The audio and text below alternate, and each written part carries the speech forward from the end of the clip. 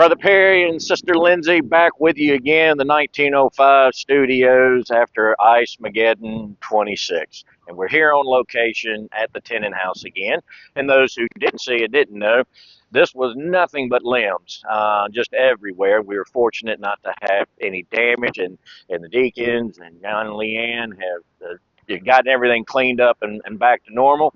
And as we speak, our women in the church are having their Bible study on Ruth as it's going on. And as we talk about the women in the church today, if we're not careful, one of the things that we can do is only think of the women in the church as the Bible study or even as just ministry to women or women's ministry.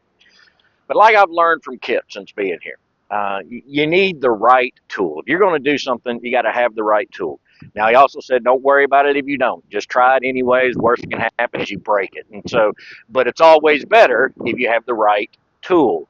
And the women in the ministry, the WIC here in the PCA, has always been an essential and necessary arm for the mercy ministries of the church, an extension of the diaconate, and the way we reach out into the community and for our own people.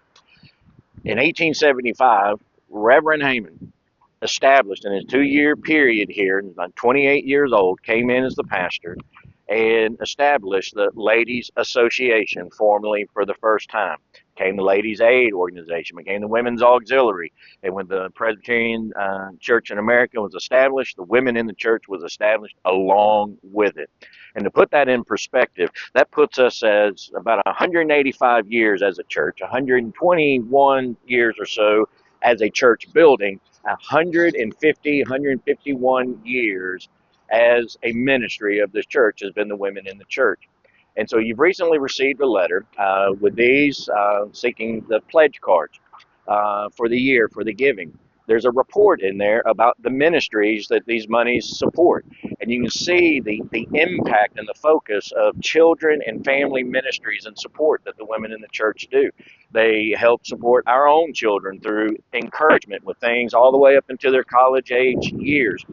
But as we do that, one of the things I wanted you to see is the special interest they have in the community. And it's through our women in the church that our great mercy ministries in the church, whether it is organizing, helping with the Manna House, but also with prescriptions through local organizations, our local independent pharmacies, helping to provide prescriptions for those in great need, the Bridges of Hope and the foster care needs. But I really want you to recognize the need and the special care that we are able to do for the homeless who are in urgent need of food. We've got a special leader in our community that we work directly with who know these people, know the community. And so we have a stewardship with food cards that provide food to those who are in desperate and urgent need. And so as you pray over the pledge for 26, you've got these cards, you can put them in, you can put them in the offering plate, get them to Lindsay, either mail it or drop it off at the office, and they can get it to the leadership. That way you can kind of have a sense for better planning.